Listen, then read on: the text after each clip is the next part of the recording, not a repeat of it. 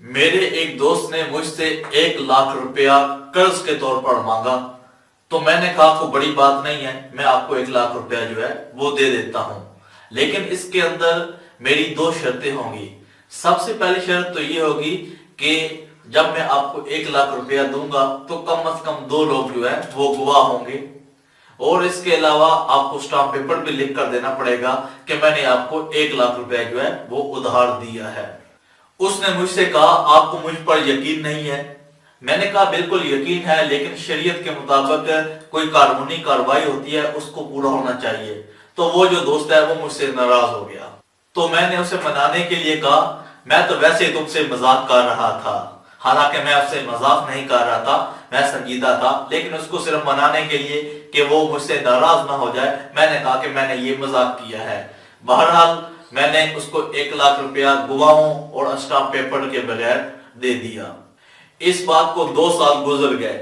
जब मैंने उससे पैसों का तकाजा किया तो उसने कहा मैंने आपको पैसे वापस कर दिए हैं। तो मैंने कहा तुम झूठ बोल रहे हो, तूने मुझे पैसे जो है वापस नहीं किए।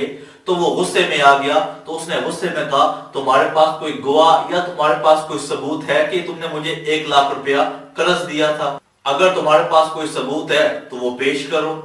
मेरे कुछ दोस्त जरा उल्टी खोपड़ी वाले भी थे, वो मेरे पास आए और उन्होंने कहा अगर आप हमें 20,000 रुपया दो तो हम आपको आपका 1 लाख रुपया जो है वो वापस लेकर दे देते। बहरहाल मैं इन चक्रों में नहीं पड़ता, तो इसलिए मैंने उनसे माजरत कर ली।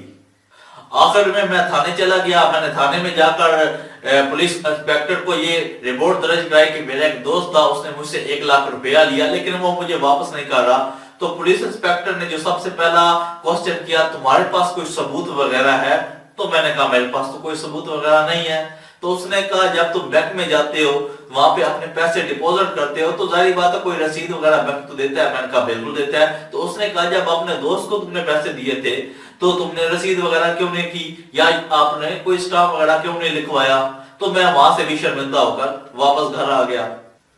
तंग आकर मैंने 2 झूठे गवाह तैयार किए और उनको लेकर थानेदार के पास चला गया, जिन्होंने वहां जाकर तहरीरी बयान दिया कि हाँ जी इसके दोस्त ने इससे 1 लाख रुपया लिया था और हम लोग बतौर गवाह बिल्कुल साथ मौजूद थे।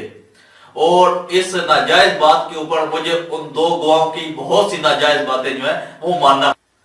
थानेदार ने मेरे दोस्त को थाने के अंदर बुलाया और उससे सारी मालूमात जो है वो इकट्ठी की और उससे 20,000 रुपया लिया, और उल्टा मेरे खिलाफ उसने झूठे गवाहों का पर्चा दर्ज कर दिया। फाइनल मुझे थानेदार और अपने दोस्त से माफी मांगनी पड़ी कि मुझसे गलती हो गई है और इसने मुझे कोई पैसे वगैरह जो है वो नहीं देने। वहां से इस तरह मैंने जाकर अपनी जान छुड़ाई।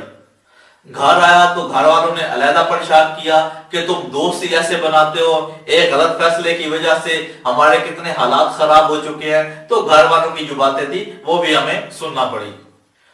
ये दुनिया है, यहाँ पर किसी के ऊपर एतबार और यकीन करना बहुत मुश्किल बात है। निकाह के वक्त गवाह तो होते हैं, लेकिन बाद में वो भी मुकर जाते हैं। इसीलिए जनरल अयूब ने निकाह के फॉर्म जो थे वो मुतारफ करवाए थे ताकि इस मसले को हल किया जा सके, लेकिन अब लोग तलाक देकर भी मुकर जाते हैं। ये कहानी बहुत से आदमियों की है जो कि हमारे इर्द गिर्द घूमते हैं। गवाह और डॉक्यूमेंट्स बनाने से सिर्फ वही लोग डरते हैं जो कि किसी को लूटना चाहते हैं या उनका इरादा होता है कि किसी के साथ धोखा किया जाए।